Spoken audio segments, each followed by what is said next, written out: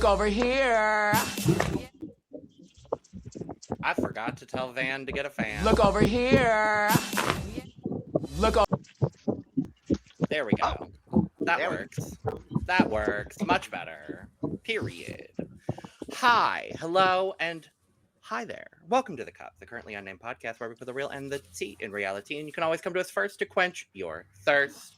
And welcome to... Look over here. Our exclusive companion series where we are diving into the looks from episode 7 of RuPaul's Drag Race season 18. I'm Logan Murphy, say something gay, and today, not sponsored by Ghost Energy, but I am drinking a Ghost Energy drink, as, you know, it happens to me. And also, cup mug, as per usual, LanaGCreations.etsy.com. Link is in the description below, and that QR code up in the top right corner. Get yours today. Hey y'all, how's it going? I'm Randy Wild. I'm your friendly neighborhood drag performer, and I'm excited to be here. And also, more excited to have my morning coffee. It's my first one of the morning, and it's, you know, too late in the morning. I don't know what the hell's going on. Fair. And I am Aneesa, also known as MDMB, also known as Monte Verde, your fellow friendly 5'3" trans non-binary Filipino-Canadian mentally unstable hot mess, hailing all the way from Toronto, Ontario, Canada. Garbage, we want to be specific. Whoa, British, you want to be more specific than that. And I just have water because I need it. Period. Hi there, I am sugar-free. I am a diabetic drag queen. I don't know why queen was so hard to fucking say. From Los Angeles, I'm drinking a Diet Pepsi. I'm not just in drag for this. I do have a photo shoot after because I'm interesting. And I'm so excited to talk. Fuck, I'm really high. Okay, let's do this. Yes, honey. Fierce, honey. And, of course, we had to bring in the big guns today. She's here, everyone. Hello, I'm Van Goth, the winner of Canada's Drag Race Season 6. Season 6! And I have my water bottle. Period. Love it. Love it. Van, I'm so happy you're back. Yes. Yes. Thank you for joining us for a lovely full episode to talk about some looks, because what an interesting set of looks today that we have to talk about. What an interesting cast. What an interesting set of looks. What an interesting season. That part. Mm-hmm. And we're going to get all into it. But before we do, make sure to subscribe if you've not already, because we're here almost all the time giving you almost all things drag. We are literally like 5 subscribers away from 3,000. So if y'all would like to, and you have not already subscribed, please. Thanks. You can also check out everything we're doing across the Cup Network. All of our links are down in the description below. You can also follow us on our socials at The Cup Pod on Twitter, Instagram, TikTok, and Blue Sky. And if you want to follow all of us, our links are down below as well. And absolutely make sure to go tip Miss Van Goth, go get some merch, do all the lovely, wonderful things, because, hey, she's one of our favorites. Let's be real. If y'all watched our coverage of Canada's Drag Race Season 6, you know we are an unabashed Van Goth stan podcast here. So, hey. Wait, who won the Fantasy League? Oh. It was Logan. It was me. By Yes, 2 points. By 2 points. Because I drafted Athena got out. correctly. Yep. I remember when I was watching you guys pick it, and whoever picked me, I was like, girl, you're going to get a ton of points. Both of us. I'm like 4 challenges, but never in the bottom, honey. You're going to get a ton of points. Yep. I was like, and I also did it just because I like you. And I was like, I don't care how she does. I'm picking Van regardless.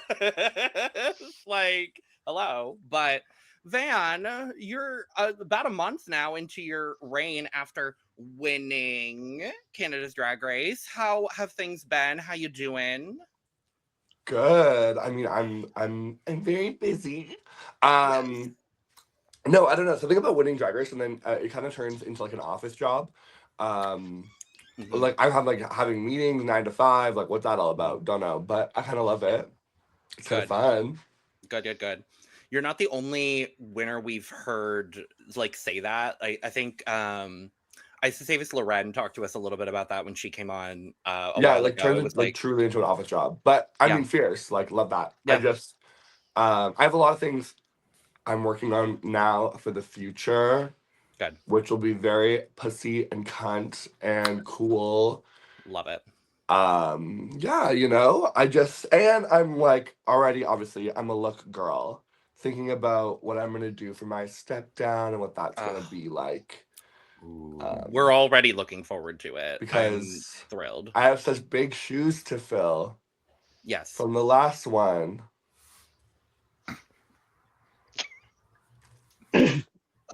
Last two, I should say, actually. No, I'm kidding. Those are my Not- sisters. Sisters! Oh my god, sisters! Family. I kind of made Sure. being a villain a brand, so it's kind of like, I don't know. I feel like I can say whatever I want now. And we love you for it. And we love you for it. But you are I mean, it's one of those ones. I love the fact that like episode 1, you're like, I'm here for the villain cut. Yeah. In hindsight, I wish I didn't say that, but Well, I was talking to someone. It's been a while since we've had someone self-label themselves as the villain actually win the season. So if anything, you just make this less predictable, I guess. love that. I agree. I also think though people like forget there's like almost like two things going on at the same time. There's like the competition and then there's like the reality show. So like in the competition I was winning, and then in the reality show I was the villain. So it's like those things don't really correlate a lot of the time, and like I can be either or. I think a lot of the times you see a villain character when they're not doing well in the competition. Yeah. And so it's like they're kind of on their way out. But to be fair, I feel like on this season, if they kept Briar around, it would be way more interesting. I agree. Yeah, I agree. It's what's so interesting, and like we know you're also a competitive reality TV girly. It's so interesting because like the people that just watch Drag Race and are like, oh, the villain never wins, the villain never wins. Baby, you look at Big Brother, you look at Survivor, you look at any of these other shows, villains win all the damn time. Like I don't so it's really interesting that all these fans are like, oh, villains, blah blah blah blah blah. But I'm like, no, some of the best winners across the reality TV spectrum are villains. Hell, we have an entire show now for villains, which I need. If there is any universe we can get you on House of Villains, I would give me a cry, visa, scream, honey. and throw up. I was gonna That- say would get the love work it. visa. Give me Come a on visa. now, I would love it because it. I Would mean, just working on it, be- no shade, but Yeah, what was I gonna say? And the thing with like villains on those kind of reality shows is like I would low key be not even a good villain. Like from what I did on Drag Race, if I was on Yeah. Survivor, I wouldn't be a good villain. Like I'd No. low key I'd suck. So it's Yeah. like I wasn't even playing as competitively as I wanted to, but it's like, girl, they got mad, honey. They wanted me to keep Starr Doll so she could go home the next episode. not too much on Starr. Well, But okay, it's you also- can- It's one of those like, ones a show where- like, oh, sorry, Go ahead. go. I was gonna say it's like even on this show with you being the villain, we're seeing at least on 18, we're seeing more people being like playing the game aspect of Mhm. the reality TV part of it, of the like they're playing the game aspect of that so much more than you ever did. Like there were multiple times you can see where you actually helped multiple people, where you were like you stood up for multiple people. It's like, yeah, there were only a couple times where it's like where you the villain part came out, but it really wasn't seemed like that. Just like the big wall of text of caption, which is still my favorite part of the planet. The best. Iconic. I I was just made like- a lot of money. Go get your I merch. was like, that was a gift. Like Made me a lot of whoever money. did that was such a gift to you. Oh, Was- I feel was- like actually I got so many gifts from them, like the beveling, also like Brooklyn kept calling me like a rugby player, which was like so helpful to me. Mhm. I feel like so many times they gave me so many like gifts, but also like I feel like I was able to see them. I feel like other people would be like, oh, like they made me look like an awful person. And I'm like, girl, that's funny as hell. Put that on a t-shirt. Right. Right. And it's nice to see like ultimately a villain win, but also like there's such humanity to you when we got like, and we talked Thank about it when we you. did both of your interviews. Yeah. Like there was such humanity to your edit that like, and we got to know so much of you beyond just being the villain character that it's Yeah. like people only want to focus on the fact that you were a villain when, like, sure, but you know, there were so many other parts to your edit that made you such a, like, what I would say the most well-rounded character on Yeah. season 6 of Canada. I would say you and Ebony were the Yeah. two most Mhm. well-rounded characters. Shocker, you're ended up at the top 2. Like, I'm not that surprised by it. Shock. But I feel like I actually had one of the most like interesting edits on the show, like looking at the shows like maybe even ever seen in Canada, of like I was painted as like a villain, but then I also had like these moments, like what you're saying, like I help people, I was like whatever. So like I had moments where I wasn't like that at all, and it's like clearly I had friends in the room, clearly people liked me there. It's like I think it's like really confusing for the audience to digest that fact. Some of the audience to digest that. I think that's why it causes them to like have these like very strong reactions to me. But I mean, hey, at least you can all not stop talking about me. And I can't say that for the rest of my season 6 sisters. But the other thing I was gonna say was there's like more to it too, right? It's like I feel like I was also always helping people like off camera as well. Like every time we got ready, at least once Saltina would ask for something and I would lend it to her, give it to her. I gave Dulce the wig she wore on episode 3 and then I let her keep it. I was lending out jewelry left and right. I was helping Paolo change before her first lip sync. I was like always helping somebody. I just wasn't fake and I didn't need to feel like the camera needed to be on to do that. So and for some reason people see that as villain, but in reality you're just being real. And there was no bullshit with you, and it was so refreshing to see. It was so refreshing to see because you get, no shade, so much of that on Drag Race that it was just kind of like, and I felt that way with a lot of your cast too. It was just like, it was no bullshit. Y'all were doing what you needed to do and speaking your mind in, you know, whatever capacity it was, whether it was, you know, Dulce and Hazel going at it in the finale, Starr being really upset at you for, you know, what happened, or like the whole wall of text situation. Like your season was kind of just a no bullshit season of Drag Race, and I quite enjoyed it. And if people didn't, also low-key, whenever I got in a fight, I was always standing up for myself. I never really like, except for maybe Saltina and Dulce, I never really like sought out a fight. Like someone said something, I didn't agree with it, and I didn't agree with it. Wasn't the biggest competition, but look what's the crown now, honey. And it's a great crown. It's fierce. Kind of fragile, but fierce. Yeah, I bet. Don't worry. My photo shoot will come out soon. It'll be sickening. I'm excited. But we should get into some looks today, because that's what we're here to do ultimately. So with that, I'm going to stop hosting because I don't want to do it anymore. Have fun, Randy. Me now. Have fun. All right, with that, let's get into these looks. First off, we have is Jane Don't. The runway was... I can see right through her. I can see right through her. Okay.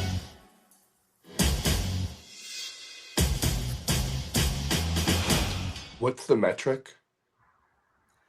Teabagging. So if you like a look, it's tea, and if you don't like it, it's a bag, and you can fall somewhere in between. There's and neutral is water. Yeah, you can.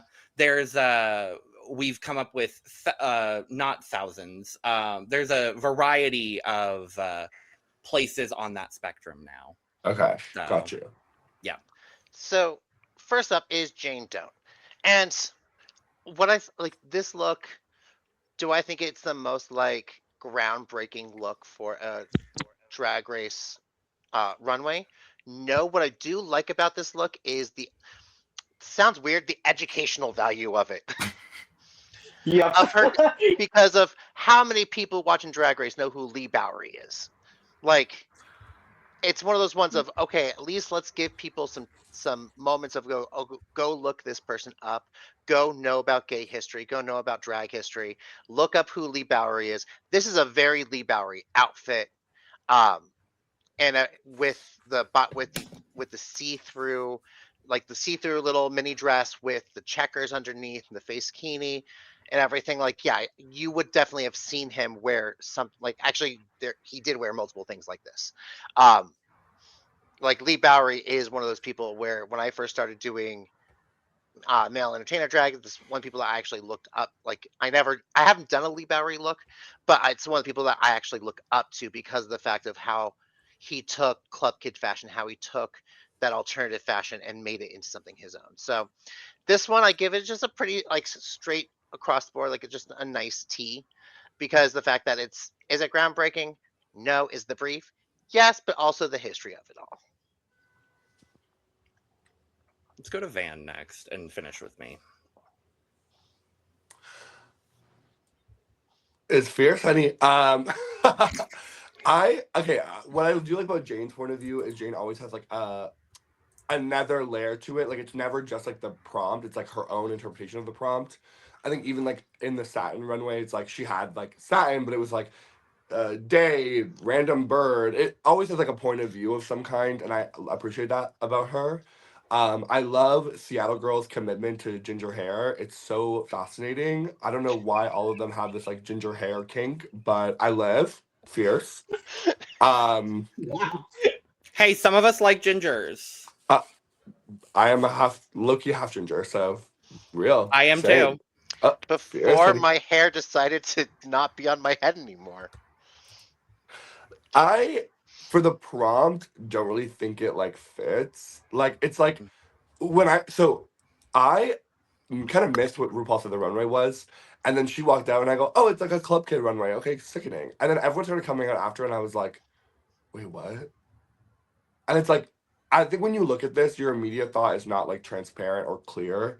And so I wish that whatever she did on top of it, like the dress, was like bigger or like more of a bolder statement, because the bold statement is the catsuit and the face bikini.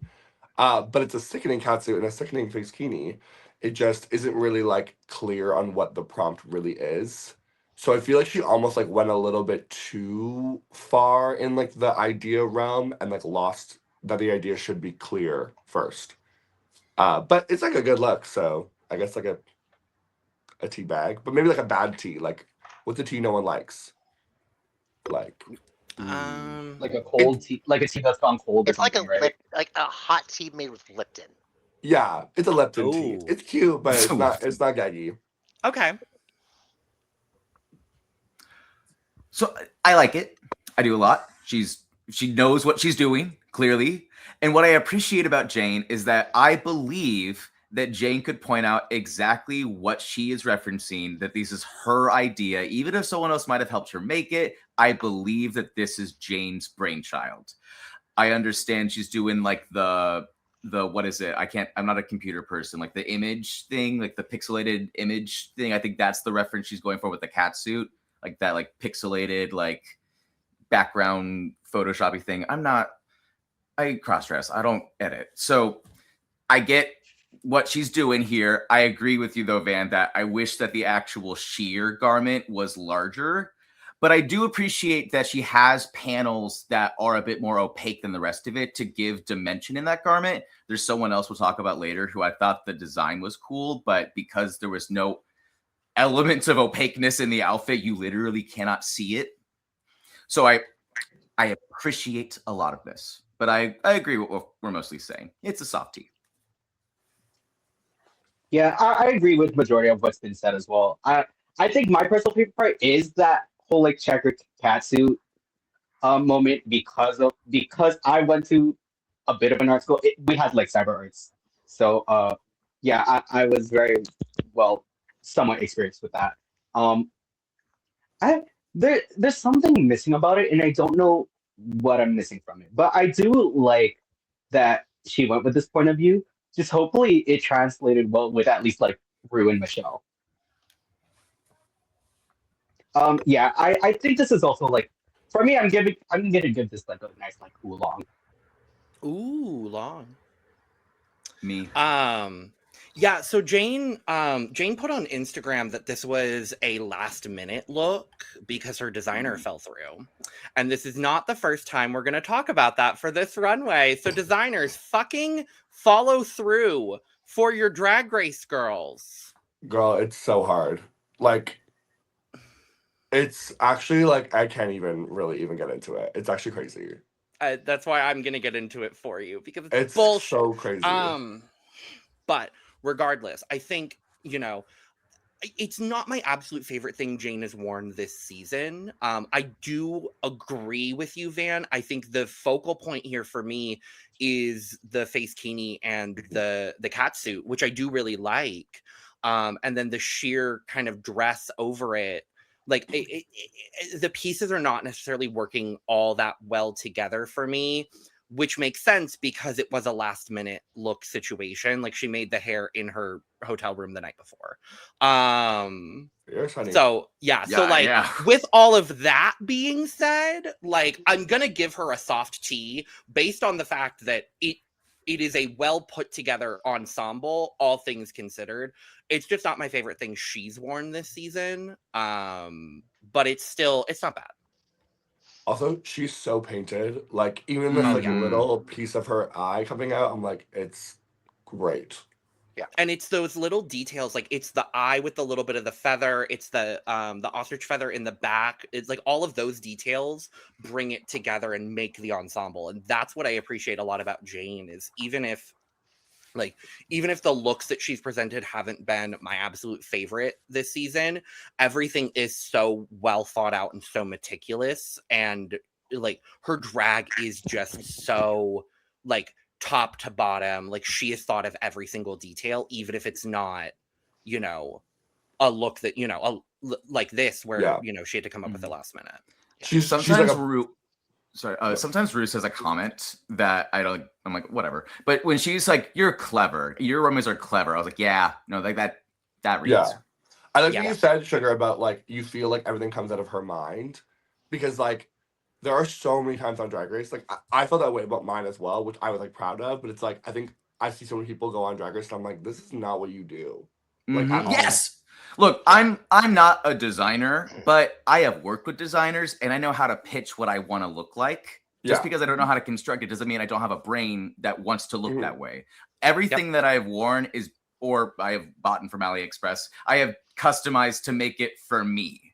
Yeah. And there's one queen here who I'm like, what the fuck are you doing? I mean, there is a fine art of zhuzhing. Yeah. I honestly believe. Like zhuzh, like being able to zhuzh things to where they look good and they look custom, that's a fine art. Yeah. All right. Moving along. Is Kenya please her? No. And in Spanish, no. Can you do something different? Sorry. Can you try? Can you not wear this? Can you not wear this? Can you know that the background is always bright fucking pink? So if you wear a bright fucking pink bodysuit, you will disappear? The lighting this season is different than last season. Okay. I will give her that. The lighting this season is a lot more pink and orange than it was on season 17. So I am going to give her a little bit of reprise on that because they upped the lighting. Like the lighting on this main stage is way different. I hate this look. I took so long to realize that the little like plastic dress was see-through. It took me so long to realize that because it looks opaque to me. And it could just be because of the pink underneath. It could be, but I think the opacity on that plastic is just too, the plastic's not translucent enough, or it's not made into a place where we can see that there's enough light that passes through the back of it. So we actually can see that it's translucent or see that it's clear. She was saying, I'm giving Xenon Girl 20. I'm like, no, you're not. I'm sorry. I've watched Xenon so many times. Like, it's not, to me, it's not giving that. It's I don't know what this is giving, but this is I honestly, this is one of my bottom looks of this runway. It's just, to me, it's just bad. This is like, once again, this is a moldy, like month-old, dried, wrinkly tea bag that you forgot underneath a cabinet somewhere. Bad. We love you, Kenya. We love you, Kenya. Kenya, I love you. I love what you're doing. I hate this runway. Yeah. I liked her first runway where she fucked up so much better than this runway. Ooh. Damn, honey.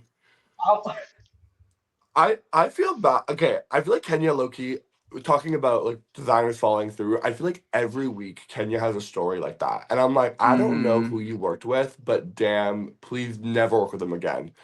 I do think there is a thing of Drag Race for girls like Kenya who come from some Carolina where they're not used to like working with designers or like getting like custom stuff done. So when Drag Race comes, they have all of these like wants and visions, but they're working with everyone for like the first time.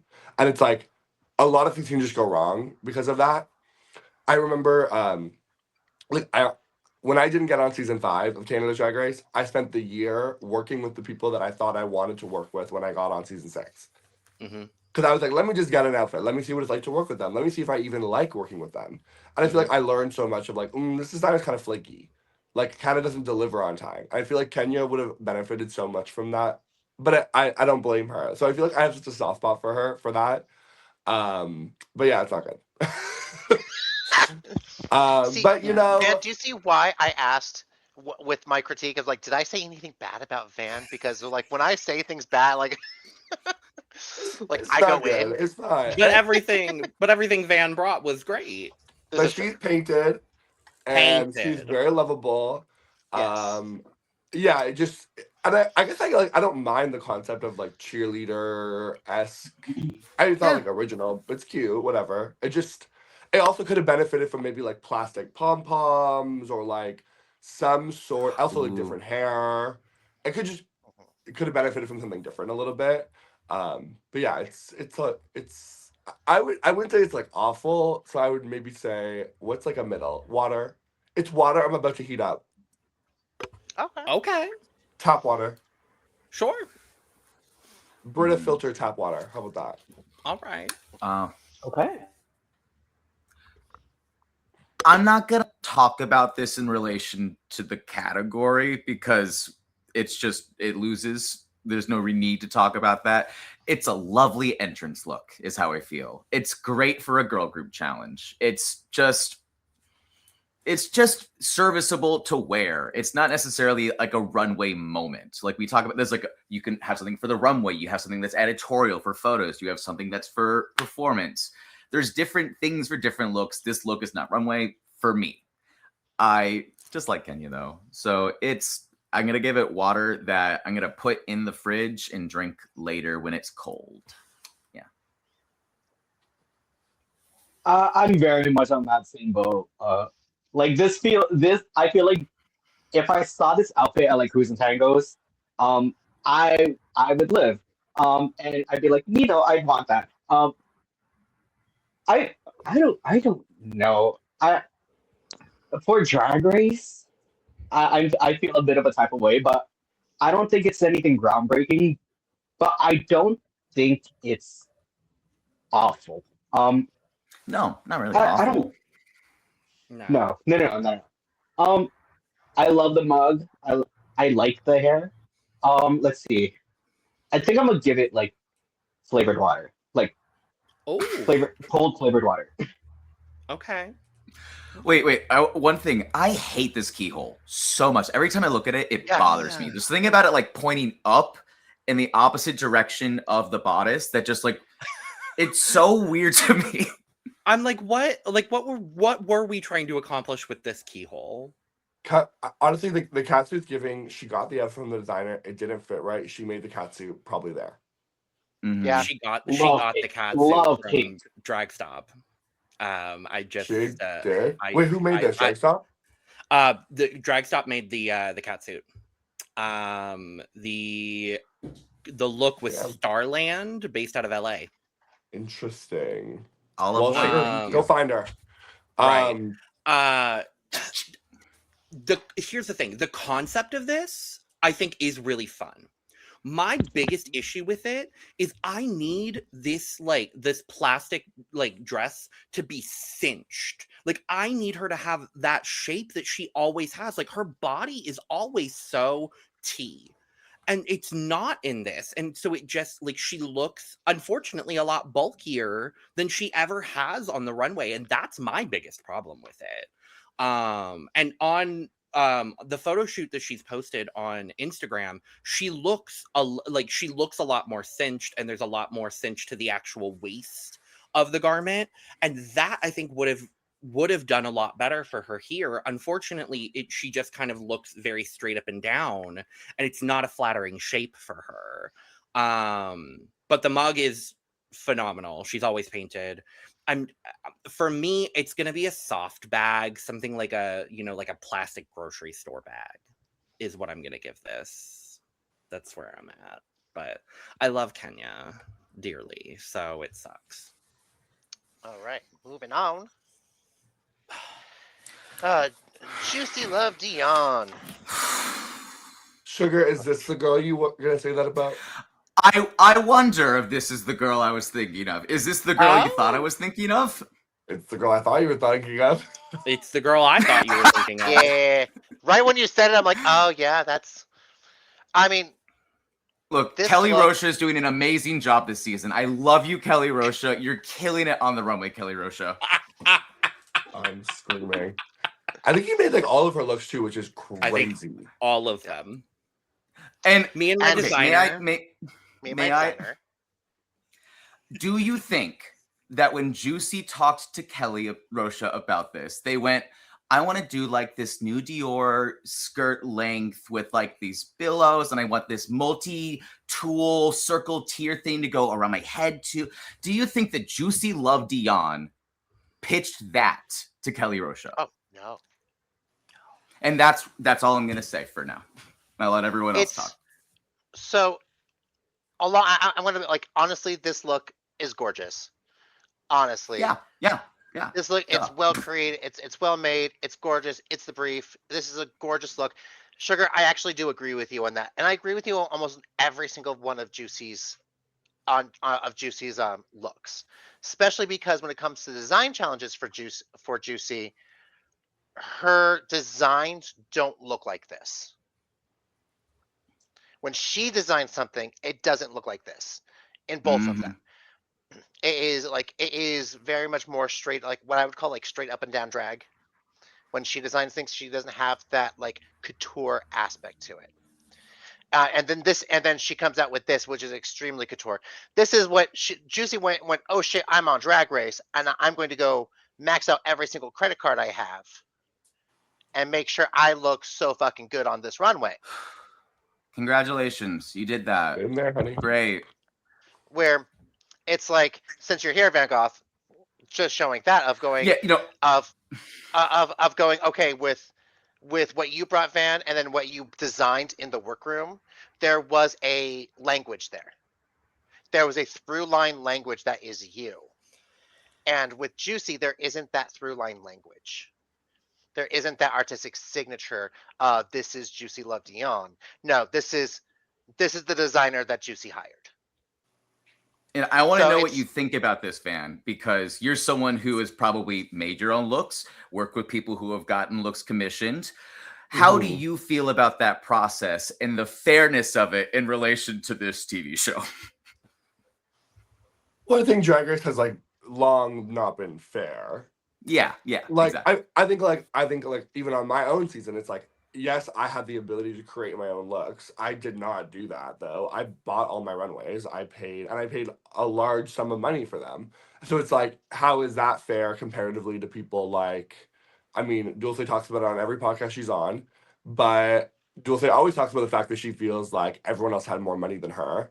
And it was like, how do you compete against money? But it's like, there isn't any side, like money isn't everything, like that classic like Michelle Visage to Chi-Chi line, but it's like, I don't know, in the modern day of Drag Race, there is a lot of like that money plays into it. And I think that obviously she had a lot to spend on her package. So it's like, on one hand, it's like, that's the game that is set out in front of you. And like, you can't really like hate the game, don't hate the player or whatever. But yeah, I mean, it's like, it's frustrating, I think, to see the same thing all the time from her. But I will say, although like it feels like the ideas aren't from her, not wearing a wig is definitely her own idea. And that's fierce. But did she have to wear the thing that looks like a balding old Einstein? Like, She what is? loves it, honey. She loves not wearing a wig. So on one hand, it's a great look. It's just like, I don't know. I'm also like a little bit like, I get that she wanted to work with like this designer that she has clearly a great relationship with, but it's just like at one point I think it's like everything kind of looks the same. Mm-hmm. Like it's always a corset with some sort of like hip thing. You know what my favorite thing Kelly Roche has done? Their alt Twitter. Oh, I know Logan follows it. Sure do. here's honey. Sure do. But even with that Sure fancy, you said like you go like how you had everything designed. There was still you could still Well, I see guess I your designed hand it. and I your, just got them yeah. made by somebody Yeah. else. Exactly. that's what I was meaning. Yeah. Yeah. I was always in like the process, but in a lot of regards, like actually, the one I put the least amount of thought into was my Paris look, like the mannequin-y one with like all the print all over, and it's my least favorite look. So I guess that goes to show. I feel like that was the one I was like, I don't really care. That was my least favorite look of yours, so that makes sense. I hate it. Absolutely hate it. Hate how much money I spent on it. Hate it. It's staring in front of me. I hate it. But it's like it's mostly because I feel like I'm like, damn, I could have done so many other cool things, and I just had so many other things on my mind at the time, and I just pushed to the side. So on a lot of hands, like I sympathize with like someone like Juicy, who's like, you know what, it's just not necessarily what I'm focused on. Yeah. And the other piece of it is like, yes, is it fair for someone to spend more money? But like, also, does the runway actually matter? No. Yes and no. I think, it really is a 50-50 whether it does matter. In this case, it didn't matter for Juicy because she still ended up in the bottom in what I will say is one of the best looks of this week. But like, there are times where, the judges have, a tiebreaker has been done because of runway, because of challenge performance. So like, in a way, yes, it does matter. I think, to y'all's point, I would have liked to see more, unique and different things from Juicy. I hope, I'm assuming Kelly Rocha made everything that she wore. And one thing of Athena's, just one. Only one so far. And it's one of my least favorite things Athena's worn. So that's what does fun she make? too. The Tu Wong Fu, the satin look. Oh, that was ugly. Yeah. But you know what I'll say? I believe that Athena pitched that at least. I believe that Athena wanted to look like that. I agree. Oh, so But I think like this it's like I think the classic example is like Alexis Michelle on season 9 when she didn't win the challenge because of her runway. The truth of the matter is, if she actually was so outstanding in the challenge, they would have given it to her anyways. Yeah. It's like, let's take Jinx, for example. Did Jinx have a single good runway in season 5? Probably not. But was winning challenges because her performances were just so outstanding that you can't deny that she's the winner of the challenge. So it's like, yes, it's a tiebreaker, but it like really doesn't actually matter. Runway Jinx is almost had like one good runway. Which She had one good runway. What Jinx had for her runway narrative was that her makeup was getting progressively better and her styling was getting progressively better. Runway narrative does matter, in my opinion. Does it matter for like you winning that challenge that day? Maybe, maybe not. But I do think you have to have some kind of narrative in every aspect of the show to be considered a worthy winner for people. Yeah. Her top 6, that skull, when she did the skull face, that runway was good. wasn't she in the bottom? No, she won that one. Won that She challenge. won that. It was the telenovela. Yes. I was thinking of the time she was in the bottom with the candy Detox. With Detox. Yeah. Yeah, the candy cane. Yeah, not the candy one. Oh god, no. But no, this look is great. Juicy looks incredible here. Duh. Yeah, bag. Yeah. Or You mean team?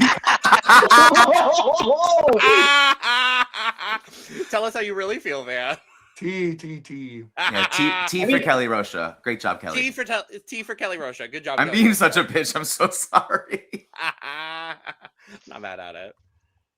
I mean, I guess as someone who isn't as educated with like, who made whose look, or or the lore of it all.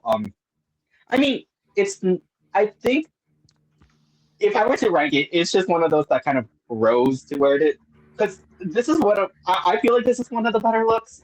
I wasn't a big fan of the runway as a collective. I don't know. This Einstein moment bothers me as well. But I do like the move. I do like the movement of all these like little tool panels around the head and around the dress. But really, that's about it. Oh, actually, no. I like the stoning of it as well. You know, pink. Love pink. But that's really all I have to say about it. I I don't know. I'm gonna give this like a cold tea, like tea that's been out there. All right. But I still have like a sip. All right. Per. Do we all feel better after this therapy session? I'll calm down. Yeah, you don't have to. And thank you, Kelly Rocha. And thank you, Kelly Rocha. Moving their Twitter. along to Mia Starr. As I want to see something different. Like it's Mia Starr. She either I feel like she has two modes when it comes to the runway, and I want to see her break out of it. And I don't know exactly what I can say. It's like either the pageant dress with a big embellishment on it somewhere, or it's like a mini dress that's just that. I mean, like, this is see-through, so yes, it is the brief. I just don't like it. I think it could have been, her face looks good. I like the hair with it. The actual garment itself, I think, is kind of just boring. It's like the focal point that she was wanting to go through was the skeleton of it all, but it's then like you can bear like when it was on the runway and also the picture from it further away, you can't see the skeleton. Yeah. It just becomes muddied, and it just becomes this like she's wearing a green vinyl dress, and you don't see the see-throughness of it all. If there was something to the skeleton, maybe like the skeleton lit up, or if there was something. But yeah, this is one of those ones where I'm like, and also those sunglasses. The sunglasses don't fit with this whatsoever. It's like part of me wish her hair was like even bigger so she could have put the sunglasses in her hair and walked. I thought that but how big that hair would have to be is ridiculous. But it's just like one of those ones where I'm like, it fits her body. I think it's boring, and then ultimately it's very just like the whole thing is just weird and muddied. So it's a bag for me. I appreciate she's wearing a wig that has volume to it. Controversial. This season and voluminous wigs, they're not a fan of it. Actually, okay, I had no idea the skeleton was under her until like this very moment. Which fears, I guess. But yeah, to your point, like did not translate, especially when someone also did the skeleton concept and like arguably more effectively. But I kind of do love the sunglasses. I think it's like my favorite, most like interesting part of this. But I wish she expanded that more. Like, what would that be like? Like if she had like sunglasses as like fringe on a dress, or like had like big sunglasses like a bra or something. I don't know. If she like expanded the sunglass idea, I think she could have gotten somewhere like kind of cool. Yeah, and Mia is so interesting. I just feel like I don't understand like her brand, but she keeps like, this is gonna sound shady, and I don't really mean it that way, but maybe I do.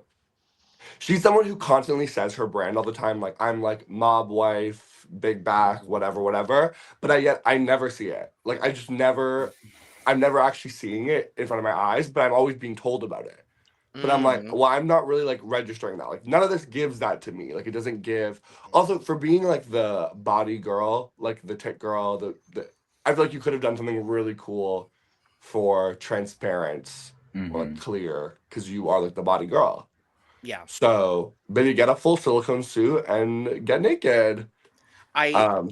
it's something Tara and I were talking about this yesterday in the recap. I think one of the things that's interesting about Mia is like she obviously came back to drag, and I think she's only been doing it again for a couple of years. I think she's still trying to figure out who Mia Starr is again.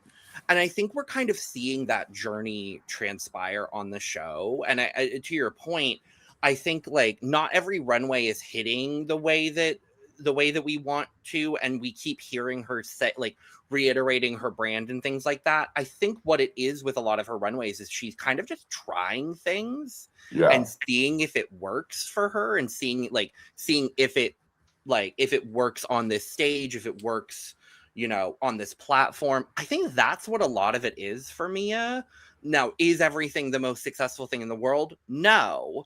But I think that's at least how I'm reading it, is she's just trying to figure out who Mia is again as a drag artist, because she spent so much time away from drag. To that point, I feel like Sugar brought up earlier about like narrative. I feel like this season has no narrative. Like because that all sounds super interesting, and I would love to hear that from Mia's perspective. Like me too. Because also like she keeps talking about how she took a break. How long was the break?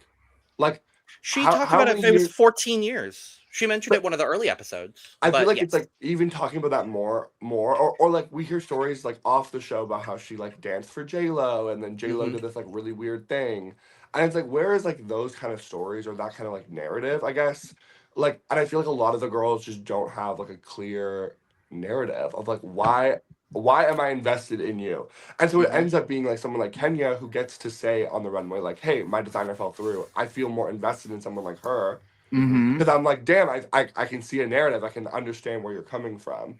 Whereas other people, I'm like, I don't understand where like your storyline is. Like Jane specifically, like number one, I feel like low key, apart from the first few episodes, Jane has like no narrative besides just being upset that she's doing so well.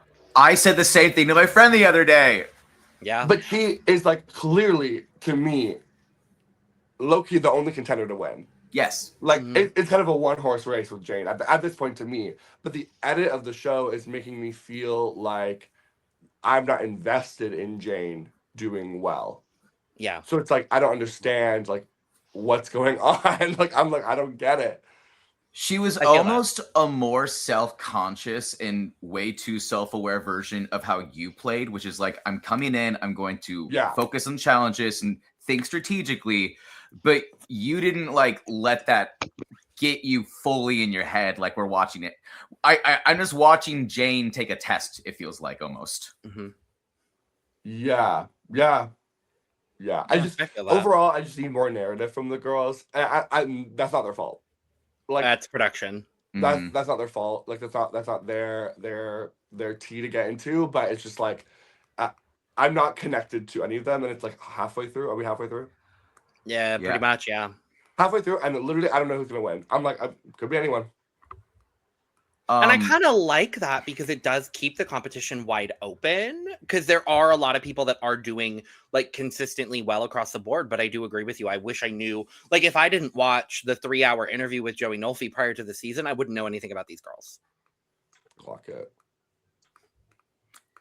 So Mia Starr. I was like, has everyone given their thoughts on this outfit? No. Okay.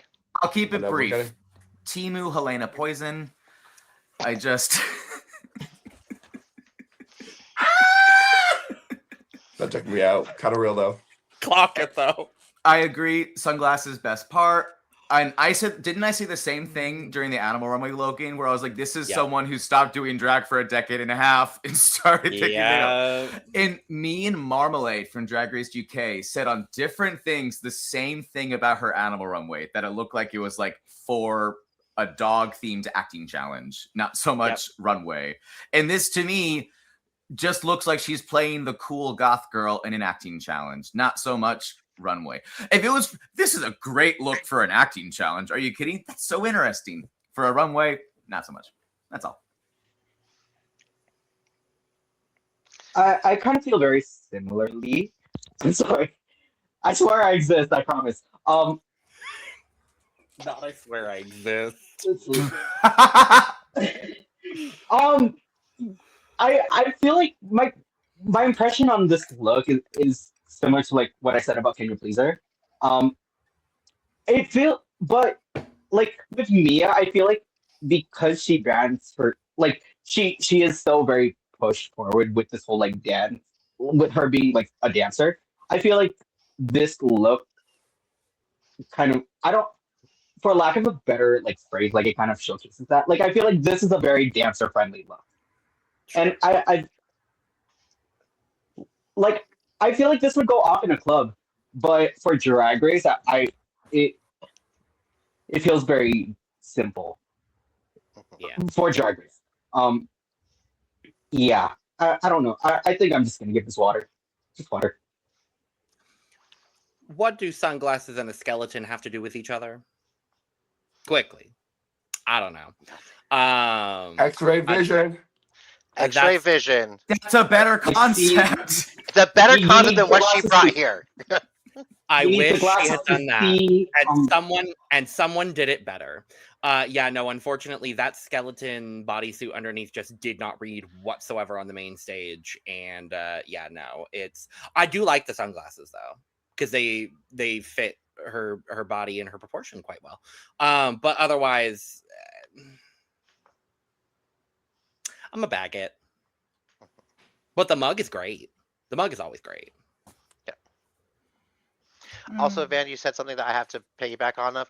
If I have to see one more short pixie cut wig that has cat ears on it, I'm starting to like Juicy. I still hate those wigs. I don't understand her obsession with finger waves. Like, I don't Yeah. get it. Moving on. But Okay, so going from one to the other about X-rays. One did it right and one did it wrong. Actually, I should say one did it wrong and one did it right, because Darlene fucking nailed the X-ray on this. Mm.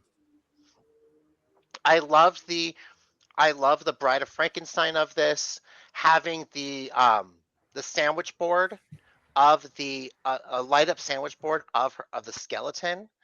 I thought was really great. It was really funny. It is, to me, like maybe a little shady because Myki was in the bottom last week with the Bride of Frankenstein, and so the Darlene comes onto the runway in a Bride of Frankenstein. Well, they didn't know. They didn't know. They didn't Yeah. know. I just find it funny. No, but her makeup is like, I really like how she did the tonal difference at the neck of like the skin tone to like the white look on there. So it's like it does look like two different bodies or like living skin to dead skin kind of thing. It's very much Darlene's like wheelhouse of having that camp comedy, but still making it look good in fashion. And also, I love the thigh high stockings with the sandwich board. I think it was a really smart idea to go with this, especially for something that is like much more of a minimal runway here. It's done really well. So to me, this is one of my favorite looks of the runway. So this is some THCT to me. Oh, her. This is like a general comment. I kind of hate how big the new stage is on Drag Race. I think a lot of things get like really lost in it. I also feel like a lot of these girls don't play up like performative runways. Love this look. I think it could have benefited if I was to critique it from like a performative aspect of like either the skeleton would change or there was like even maybe like an operation type like random object in it Yes. that kept like moving around or something. I don't know. I think there's like it's like cool, but the longer I just stared at like a board in front of her body, I was like, it's just like a board in front of you. But great concept. And Darlene had a narrative this episode. Finally, Darlene. We learned something about Darlene. My only other, it's a great look though. Obviously a bag, but my only other comment is Michelle commenting these stilettos as like better than the other shoe, and I hate this shoe so much more. Agreed. I'm Oh, like, it's so ugly. The ugly. Anyways, would love to see Darlene in just a pump, like no strap, but. Yeah. Fierce. She got a brand and she's sticking to it. Yeah. So you mean T again, Van? Oh, that one. Good. T. Drink every time Van gets it wrong. It's Okay, drag okay. petting. Period. Van, no, I love what you suggested about like the playing with what the X-ray is presenting the whole time. That's so fun. I completely agree, and I completely agree that once the spectacle washes off, it is just slightly underwhelming to look at more than. But I agree, the through line for Darlene and her runways has been interesting to watch. I think I've said this before on a different pod, but when I was looking at her Instagram before the season, and I didn't get country from her at all. I got like conceptual, 90s, early 2000s supermodel-esque, coked out kind of girly, like a la Bimini, a la Sammy. And I see this in this runway much more. And I think that alley lane for Darlene is really, really successful. Like her runway last week with all the tassels and the red jumpsuit underneath. So I appreciate that this is continuing that thread. It's a very, very high T, just like me. Yeah, no, I'm really into this look too. I mean, it feels like it is very Darlene, and I love that this is the route that she went with it. When she said Rocky Horror, I was like, yeah, I'm right there with her. As a fan of Rocky Horror, like I love this choice. I love like you mentioned, Randy, this choice of the two-tone of it all. And I actually kind of like this, like, is it latex? The latex corset underneath the sandwich board? I think it is. I couldn't get a good look at it, but yeah, it did look like latex or something like that. I really like that choice personally, especially to complement the red on this sandwich board of it all. Yeah, no, this is I think this is pretty solid. This is very much like a hot tea for me. Yeah, I like this. I like it in concept. There was just like a couple things that were missing for me, which has kind of been a bit of a through line for me with Darlene throughout the whole season. I just like I like that the skeleton board had like the big tits. I thought that was a fun element, but I did want it to read more cunty operation board than, just kind of this like static image. And I think if she had been able to do that, it would have been a little bit more dynamic. But overall, I'm not mad at this. I'm going to give it a soft T. I think she looks good. Oh, I love that she chose that cyan stocking to match the screen. Like what a inspired color matching choice. Definitely. It's one of those, I think Darlene is kind of like the dark horse of this season. Ooh. Like I know so many people who were like, "Oh, she's going to be the pork chop. She's going to be the first out," and then seeing all this, I'm like, "Oh no, she came to play." I feel like people are like more excited for Nini and Juicy's runways, but honestly, the last few episodes, I get the most curious about what Darlene plans on pulling out. Yeah. Well, I was gonna say like back to like the comment we made earlier about like money versus like whatever. Like Darlene clearly is not spending thousands of dollars on her looks. Exactly. But yet they're more memorable than the ones who are spending $1,000 on their looks. So it's not like, I think that's what I mean. Like there's always a way to even the playing field in the way of like money versus not spending much money. Yeah. So I feel like Drag Race kind of is fair in the sense if you have a strong idea and you can execute it, like you can be more memorable than the girl spending thousands of dollars. Because we're going to remember this for a while, whether we, completely loved it or not. We're going to remember that shake runway she did last week. Yeah. So it's definitely, definitely that kind of. It always goes back to like of I call it the triangle of design. You can like something can be good, something can be cheap, and something can be fast. But you can never have something be all three. You can always have two of the three, but never all three. That's what this reminded me of. That. I like that. It's like very Moving production. on. Vita. It's pretty. It's Van. She's pretty. She's pretty. Okay, I should say that's that my she's design challenge pretty. sister. Period. I hate this look. Is it like just? I hate it. It's if they were doing like a 4 elements thing, if they were doing mermaid goddess thing, then it would still be bad. I'm sorry. I'm trying to give it something. Is it the brief of see-through? No. No, it's not. Is it just a leotard with a weird, like, looking at this now, I'm like, there's aspects of this I didn't catch first. And I'm like, oh God, that makes it so much worse, is the mock turtleneck of that Leo is so bad. It's, and then the sparkle power mesh on top of that is just like, oh girl, why? And then the single layer of paillettes on the glove. Just Ugh. no. This is so bad. Her face looks good. She knows how to paint.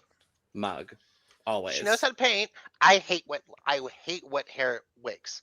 I hate wet hair looks. And she does have this is a wet hair look. Mm-hmm. I mean, I'm just like, girl, no one wants to see someone get right out of the shower. No one wants to see that. Well, some people Even do. like They every just have time to I've pay seen them for it. in real life, there's local queens who love one of the former Miss Gay Arizona Americas. She loved, during her reign, every hair was a wet hair look. Clock I'm like, it. no. There's I know who one you're queen talking in about. when I used to work at Mary's as a tip runner. I would have to get a good amount of water and before her numbers, and you know, Hate it. so much.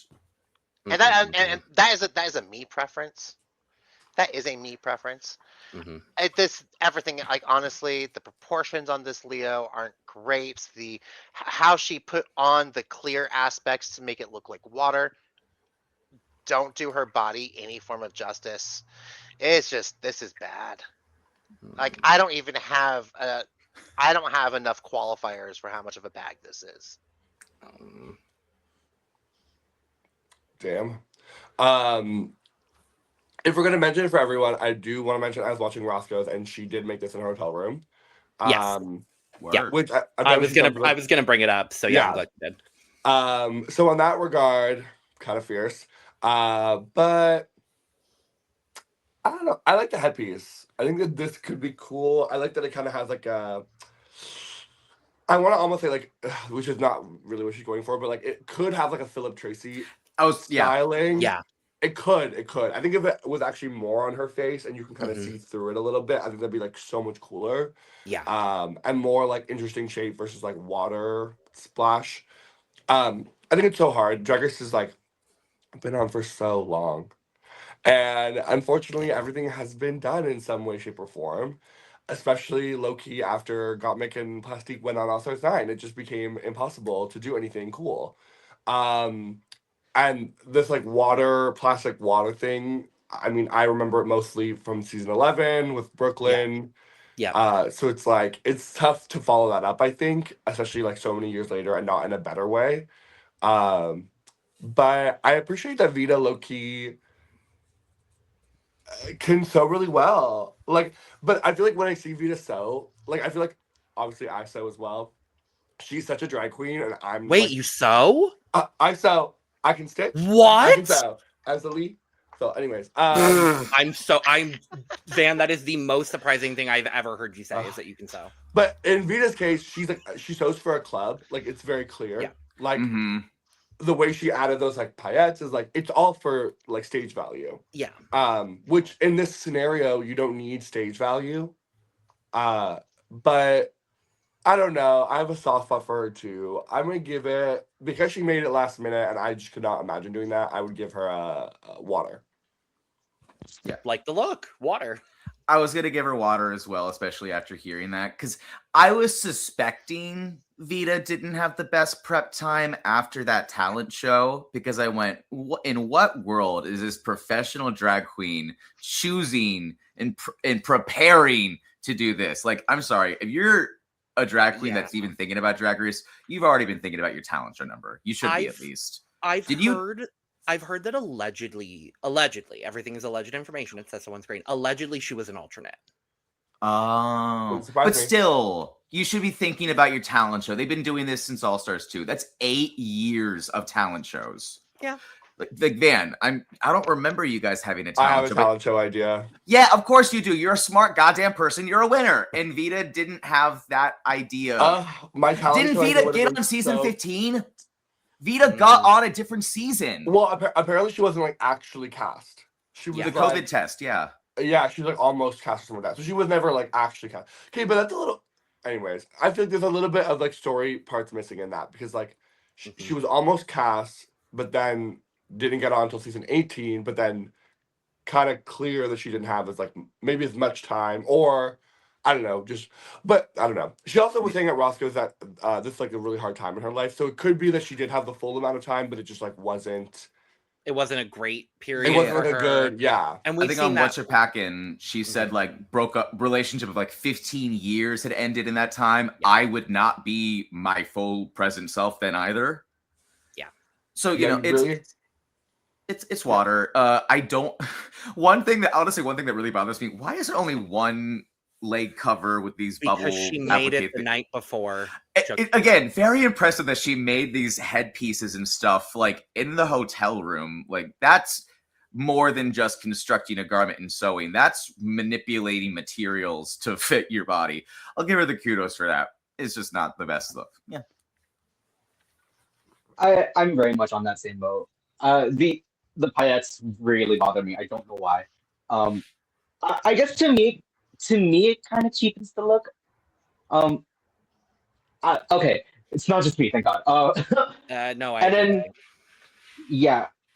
and also the leg thing that you mentioned, Sugar, also takes me out of the fantasy. But given the constraint, I will give her kudos for making all this. But I think I'm also gonna give this like water, like lukewarm water. I think if she had focused more on maybe this is just me being that drag queen is like I would have done like this, but if she had maybe more focused on a peplum with these bubbles and just I think that would have been much more visually interesting and had a flow at least. I don't know. Yeah, I will agree with everything that's been said. I'm gonna give it one of Olivia Lux's tiny little bags because it's just a tiny bag, just a tiny bag.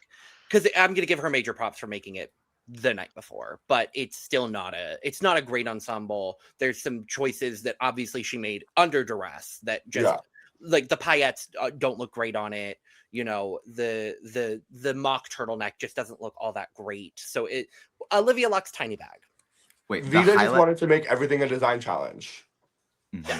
Could you imagine going Also, on Drag Race and just making I want to address something really quick. And maybe this is because I come from a cosplay background. Yeah. So this very much could be because I come from a cosplay background. I am not impressed when someone I made this in a hotel room. I have seen so many phenomenal, huge, impressive cosplays where the person goes, "Thanks, I made this out of this glue and this thread in my hotel room from things I found in the alley last night." But it's like, did they do it on Drag Race? They didn't do it on Drag Race, but you know what? They could do it on Drag Race. Yeah, that's fair. And people have done it on Drag Race before. And people have done it on Drag Race. So it's like, so yes, things like that aside, I still think that making in your hotel room, like I have done many a craft, I've made some beautiful things in hotel rooms before.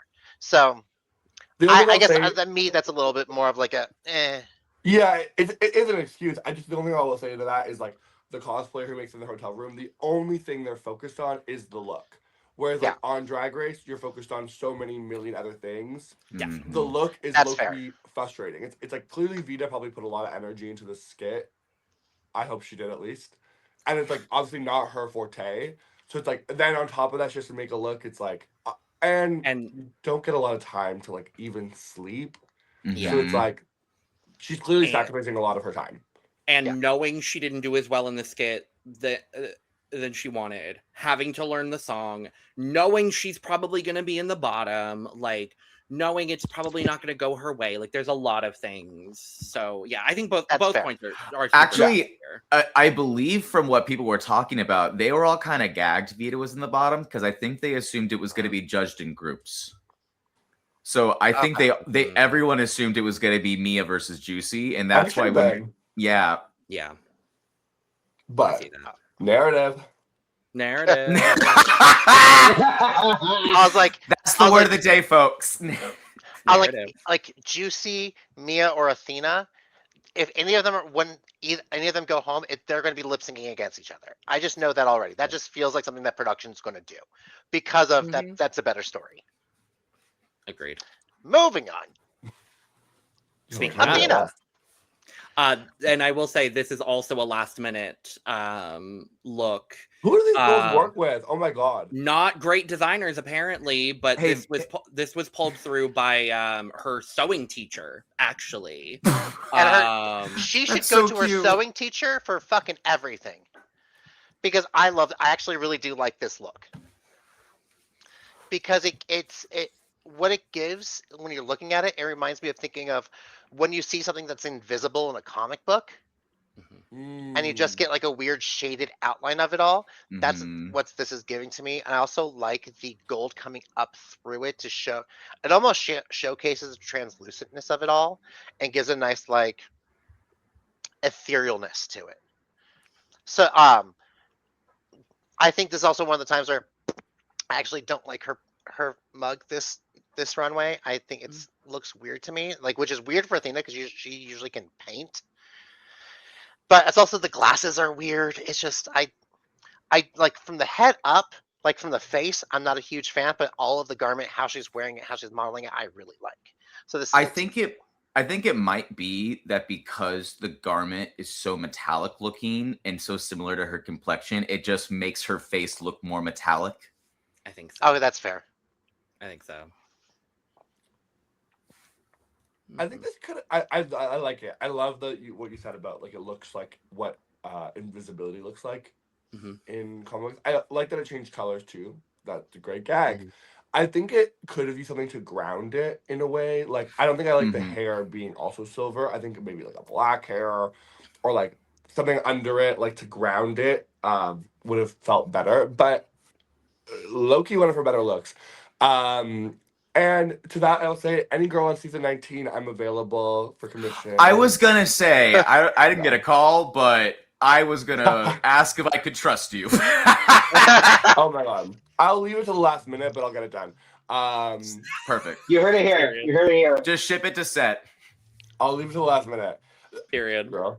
But it's cute. Not a bag. Tea.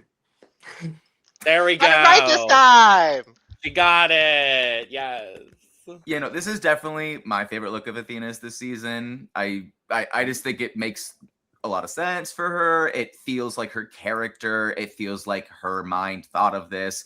Love what you said about the hair. Even if it was just like a white or like a brighter blonde, a different wash than this very pinkish grayish tone, I think would have helped a lot. I don't know how I feel about the necklace, but I'm not a necklace person. That's not where my brain goes. But I would have liked to see a little bit more skin. And of the like translucent coat tuxedos we're gonna see on this runway, I love that this has just enough opaqueness where you can still see shape and still see lines. Absolutely agree with you though, Van, about a grounding element. Something to help me. Something. Yeah. Something. I don't know. T. This is a lot for my eyes personally. As someone who has weak eyes, obviously wearing glasses. Mainly because of the way the light hits it. And it's all like the monochromatic of it all kind of bothers me until like she opens it, and I do love that kind of reveal. I was literally thinking it gave me like Madame Morrible meets Mrs. Darvish from High School Musical. I don't know, the mug with the glasses and whatever gives me Mrs. Darvish from High School Musical. Oh, I see that 100%. Wow. Well, I'm like, sure, Athena Dion, drag grandmother, would love to see it. Let's see. I actually do really like this though. No, this is. I wish I was able to like see through it a bit more, but I do like it for what it is. I do agree with this necklace going on. I wish there was less going on around that chest area. But otherwise, I think this is a solid T as well. Yeah, so apparently I was looking on Athena's Instagram because I was curious. So the designer that made this, Cassandra Youngs, also made her My Neck, My Back look in a panic. So it's like it sounds like 2 or 3 of Athena's looks fell through last. That was my other favorite look of hers this season. Yeah, I was gonna say. So like, shout out to Cassandra because both looks are really, really great. I agree with you both about the grounding element. For me, I actually think the grounding element could have been the base dress. I think if the base dress had just been like a normal, great dress, I think that could have been a great grounding element for it overall. And then having like the sheer translucent cape, I think would have been really great. I do love that it was lined in gold. I think that was a great touch here. The hair, something different. I think black, like you were saying, Van, I think would have been a great touch here. But yeah, overall, I really like this for Athena. It's hot tea. I do enjoy it. Moving along. There's so many. To of the them. look that Sugar's been alluding to this whole time. Sugar's favorite look of this runway. Okay, I'm not hating on this that much, but It's Jeffrey Kelly, so keep No, that in because I was mind. gonna say the same thing. Because when I saw it on Jeffrey Kelly's Instagram, I was like, "This is so good." Yeah, But then I'm like, it didn't it's- read like that at all. not at Mhm. all. If this Yeah. had a piping to it, exactly. Yeah. That's if literally this had a literally piping, all like it a needs. white piping or a silver piping. If this had a piping to it, because watching it, I was like, she's in a bra and panty. Oh wait, there's a suit there. It's a little too on. It's like almost too on brief. Like, And Yeah. that's because why you I can't kind fucking of see like it. it too, though. It's like she really went there. It's- She said, "Oh, you want see-through? I'll give you see through. So, God, I'm so conflicted about Even this. to the point where Rue was like, "So what is this giving?" Like, it's like Rue had to ask what it was. I mean, it makes sense that she won this she won. A, the challenge was really good, and B, honestly, for this runway, this is actually really like it's the most on brief. It is Mhm. the most on brief. Yeah, I just want to wish we could see it more.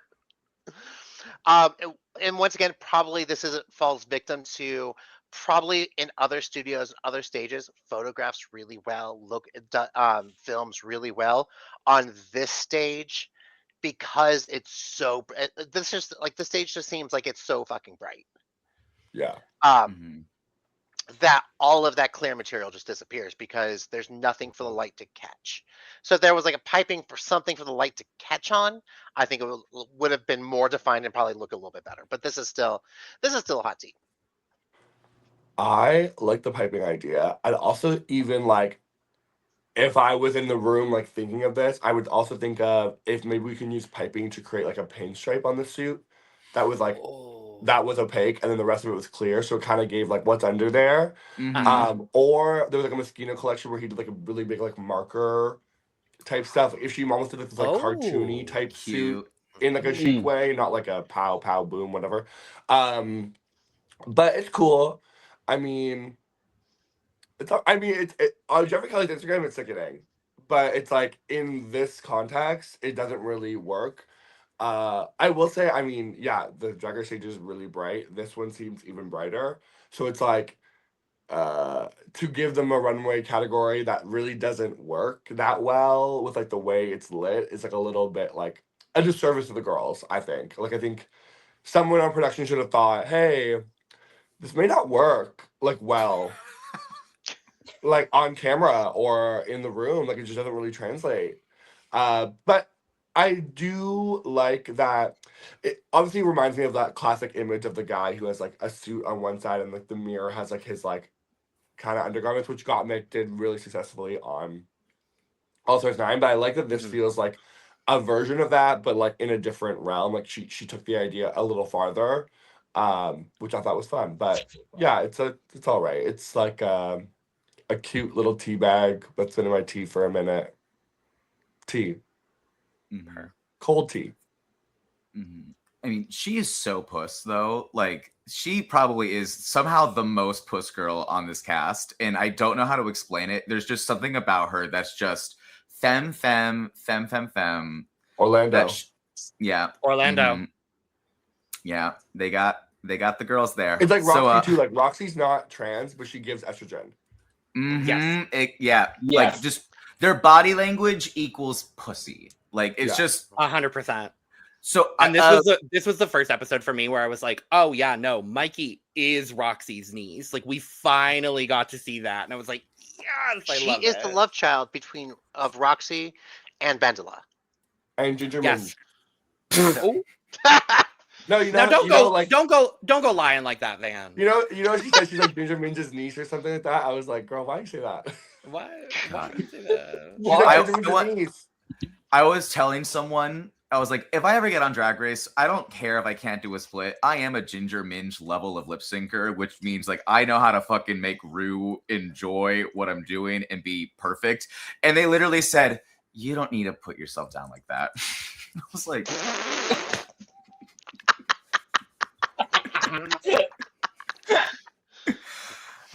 portraits. Anyways, this look, I do really like this look. The piping would have been really helpful, or even if she had just layered the plastic on top of each other over and over again in order to create different levels of opaqueness with it. Maybe a pocket square or something in the pockets could have been a fun campy element. Like, so, you know, just her phone floating next to her thigh the whole time. I don't know. That could have been cunty. But I'm pretty fine with this outside of the piping. It's a lovely, sexy, possibly LGBT. Hey, TBD on that. Yeah, I enjoy this as well. Obviously, I think copy paste on the fact that it doesn't read as well on the runway with all the lights and stuff. But the photos that I have seen of it are sickening. I do wish that there was a bit of stiff, like some element of like stiffness, say like at the shoulders. Because I do feel sometimes it does kind of just rub down. Mm-hmm. I also this is probably me being ignorant, but I don't understand the suitcase with the glove in it. It's fisting glove, Aneesa. Oh, They came sure. back from an important fisting appointment. That's all. That's really all. Oh, okay. Otherwise, I love everything about this. This is. I just thought that I don't understand that glove. Fisting. It's a fisting glove. Sorry, you had me. You got me now. You got me now. I'm right there. You had me at fisting. You had me at The fisting weirdest Jerry Maguire reboot Tale ever. as old as time. There we All go. the way to the wrist. I'm gonna give this like a matcha boba tea. Ooh, okay. Tasty. Yeah, I agree with a lot. I agree with what you were saying, Aneesa, about it kind of falling flat. I wish there was like a built-in shoulder pad, like a structured shoulder moment. I think that would have added to the overall look. I just wish it read better on TV, because her photo shoot, it looks incredible, and I know that the look was incredibly well made because it's Jeffrey Kelly. My other big thing is, why does your ponytail have roots? Bianca brought it up on the pit stop, and I was like, I can't stop looking at it. I'm like, why does your Fair, but after last week, I'm just happy the wig stayed on. Like, Same. what she wore on her head last week was crazy. It worked for her talent performance. Actually, I would argue I would put her in the bottom for wearing that wig. Hey, okay, so we want them to wear wigs. We don't want them to wear wigs. What do we want from these I girls? want them to wear nice wigs that look nice. I'll take this off. This is tea. Also, sometimes we have to grow our hair out. So, we're done with the blonde, so we have to let it grow out because the hair's too damaged. Do you have to grow your hair out, Randy? If I could. If my follicles Anyway, didn't rebel against me, me literally saying this as a fellow bald. Yes. I love her commitment to never doing her hair in her confessionals, but always putting it in a pony. Correct. Because in confessionals, I'm like, damn girl, you don't even brush it. At least it's consistent. Fierce. She did it once, and then they said, "Ah, shit, you got to do it every time." I know. I need her to get like a Paolo level blowout in her confessionals. Oh my god, I would live. When they come back for the Lollapalooza, imagine. Oh, maybe she'll turn it. Trust. Clock. All right, moving along. Discord Addams. I don't know how to feel about this because, like, is it? I don't feel like this is completely on the brief. It's good. I like it, but for see-through, I'm like, I mean, yeah, it is see-through, but I would have liked to see biblically accurate angel in a different category, and I don't know what I want that category to be. Like, but it is pretty, and she was ultimately safe with it.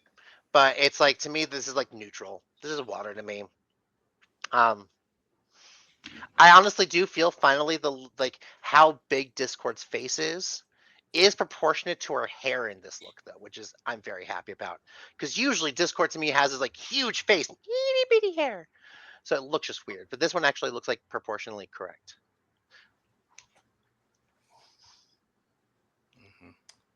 Yeah. I mean, it's cute. I don't know. I'm kind of over the biblically accurate angel Thank you. reference. Mhm. Like, it's also, we get it. You have a lot of eyes. We get it. I've also seen it like done better, which is like the issue when you go for something that's so wildly done. It's like I've seen it done better a million times. I like it. I like her presentation. I think it was fun. I also thought her walk was like the most normal this week, but they still did that like cam thing. But get your money, honey. Get your brand.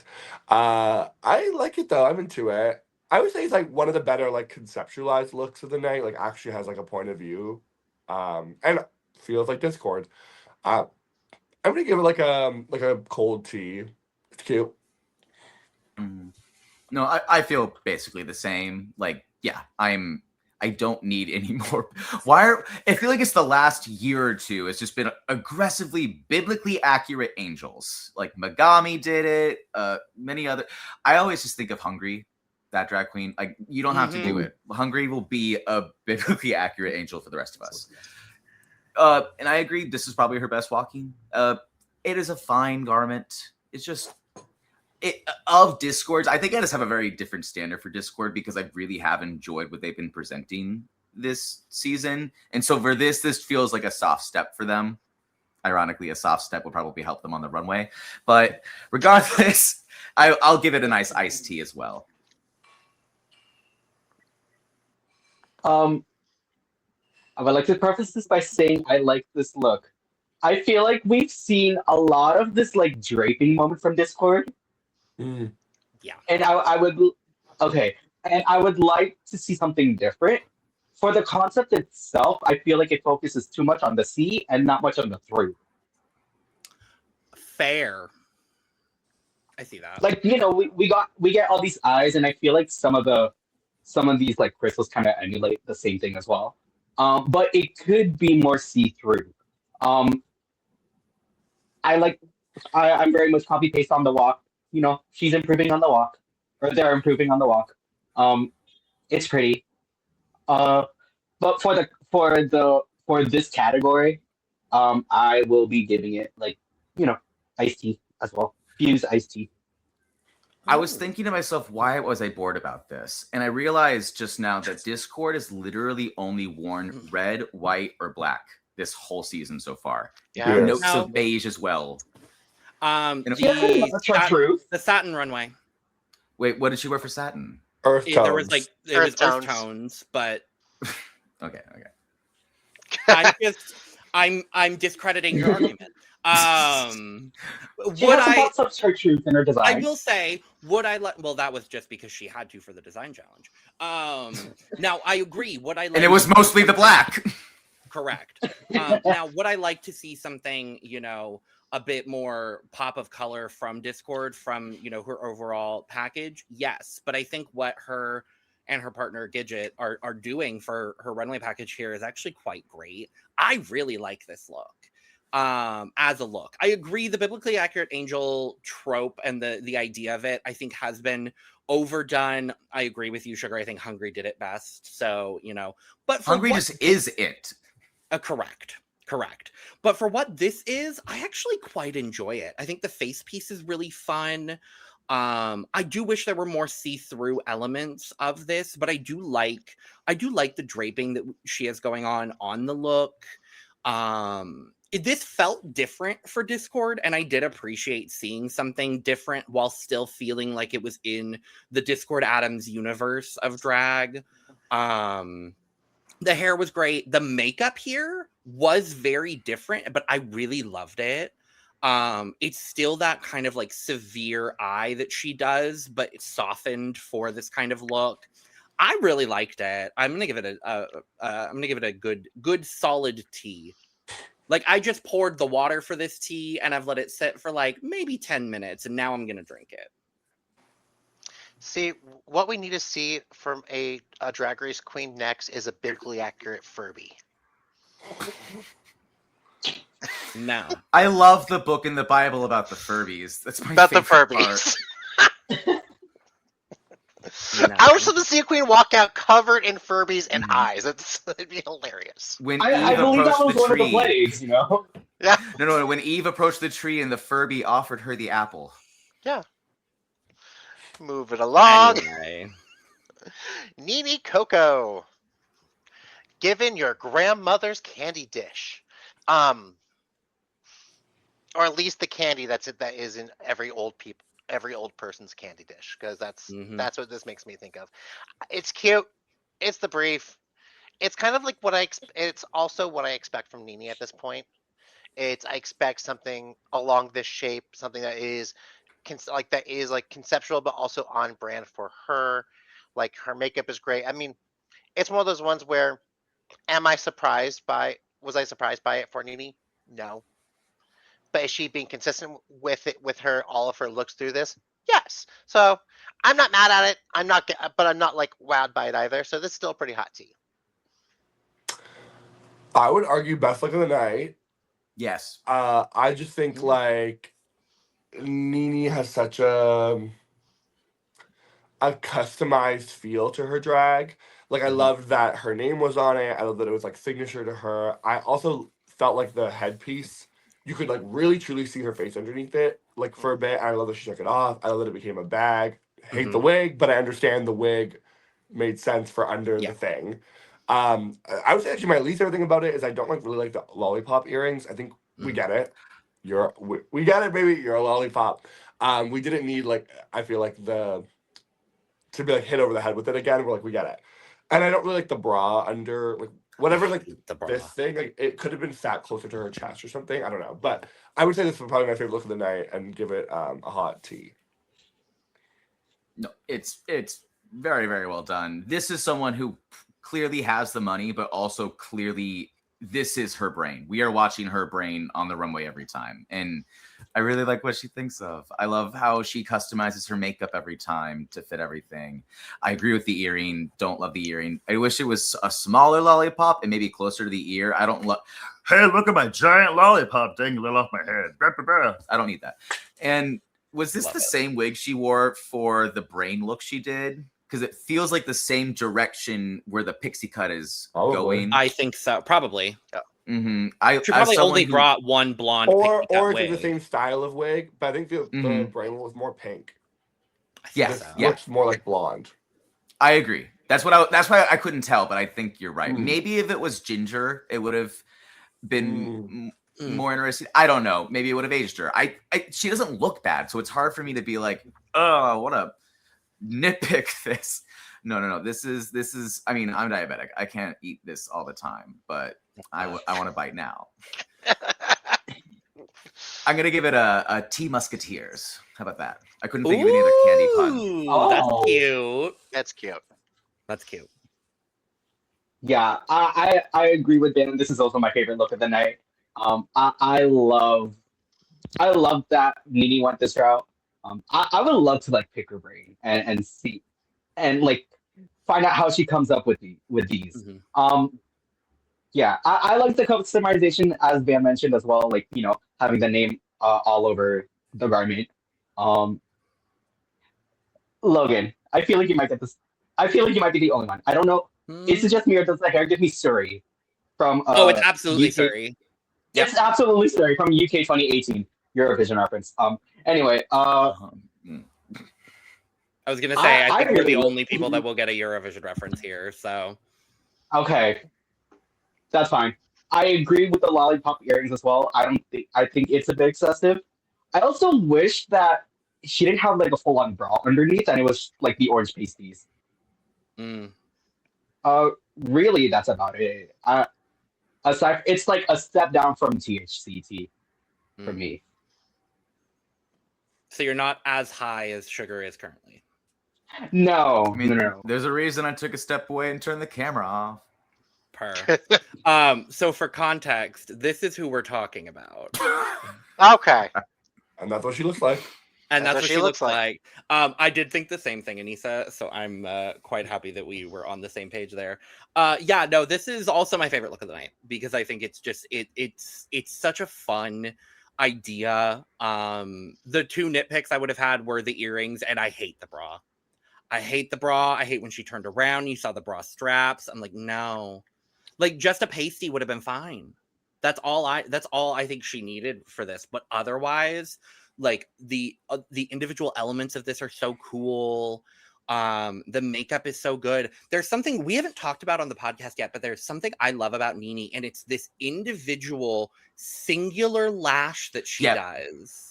And it's consistent every time, and it's one of her signatures, and I really love it. It sharpens her looks every week, and I really like that.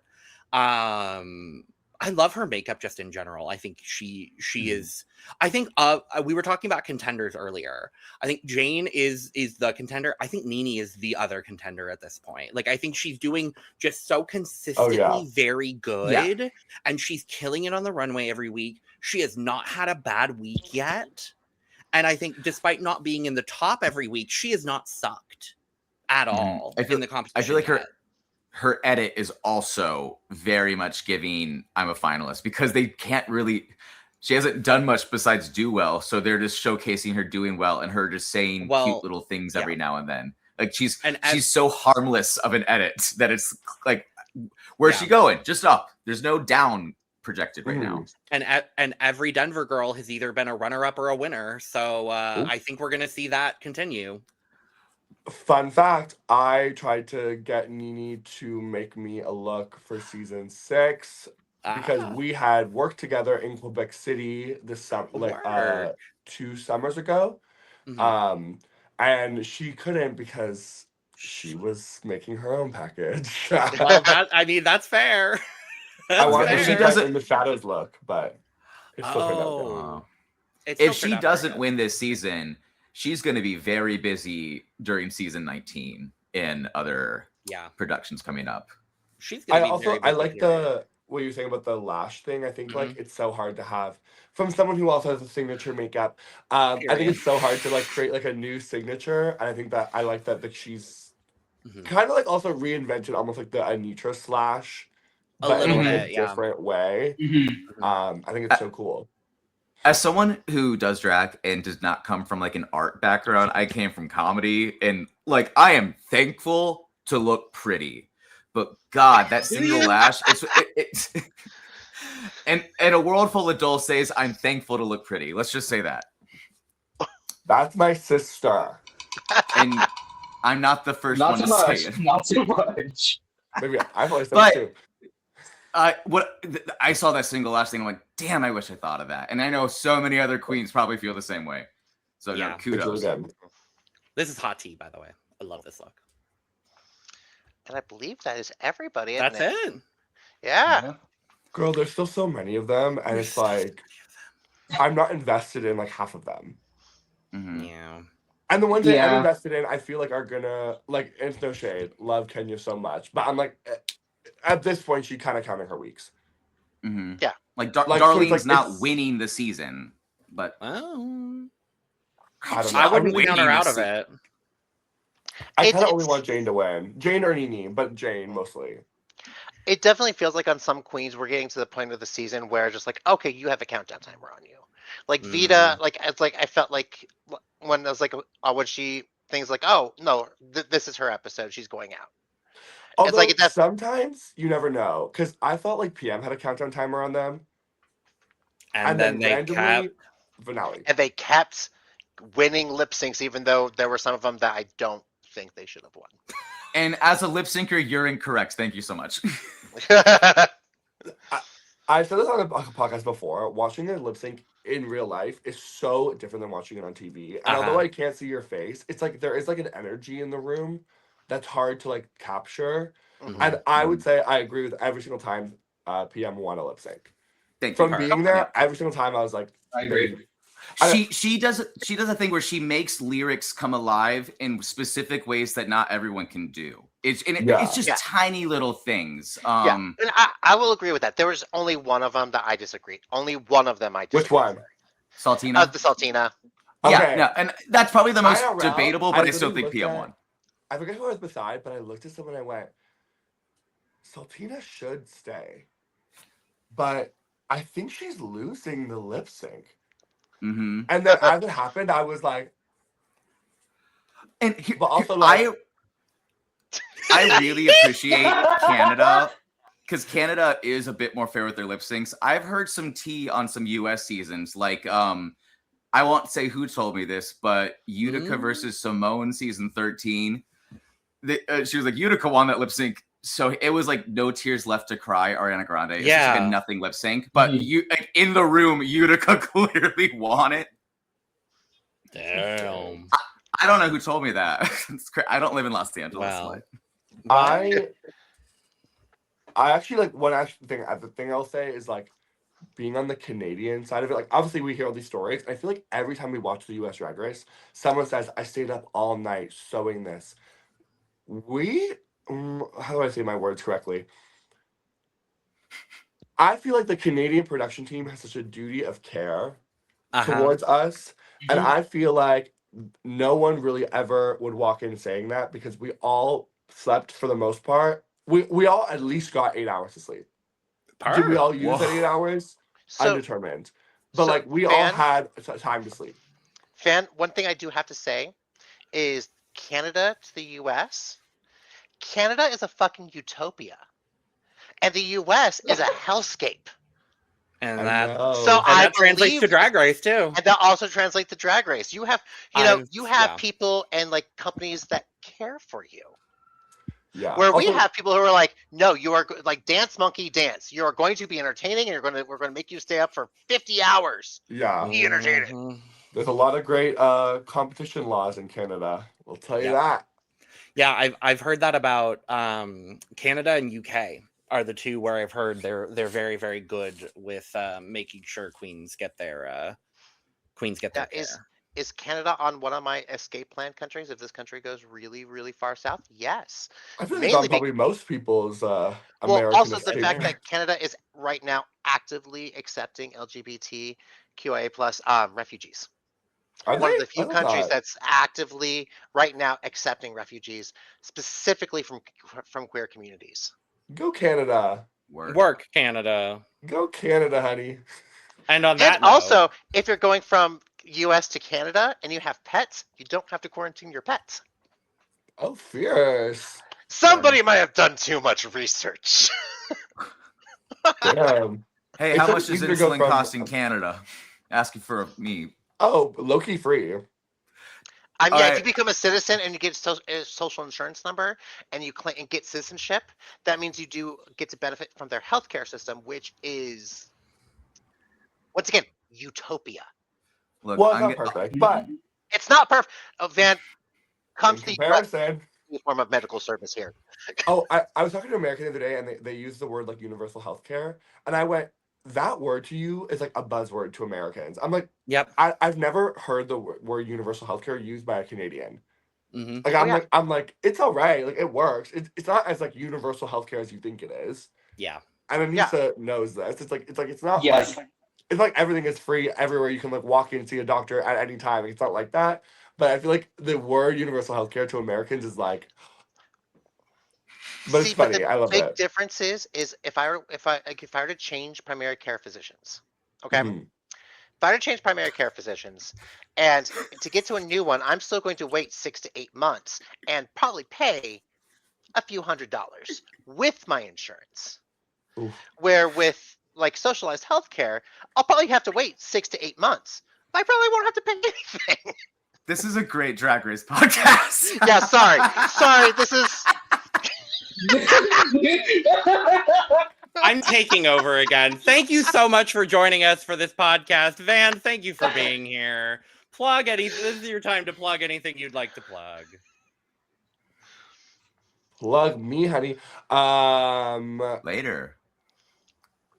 Oh, you better. Where's that sugar. alt Twitter, man? Where's that alt Twitter? Oh, I don't have an alt Twitter, honey. Actually, I send you do, mine. but I don't post on it. You just follow. Of course, support local creators. Period. I don't really have anything to plug. I'm around. You can see my Instagram, and I have like shows coming up, Avi. But I feel like that's so lame to be like, I'm gonna be here on this date and this date and this date and this date. And the truth is, I don't even remember. Period. That's why I have a manager and a calendar.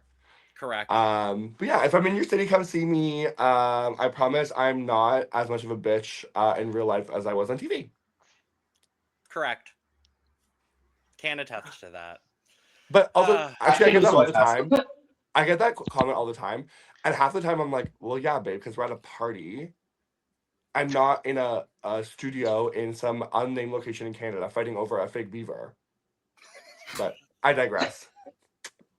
And on that Okay. note, thanks for joining us today. On your way out, make sure to go support Van, do all those wonderful things. Go get your merch. Go get your Van Goth merch, including but not limited to Wall of Text t-shirt, which is still available. Of course. Always. Period. Owned by Brooklyn Heights, honey. Period. Word. Period. Go get your cup merch as well. And with that being said, we are going to go ahead and get out of here. So cheers, y'all. Bye-bye. Bye.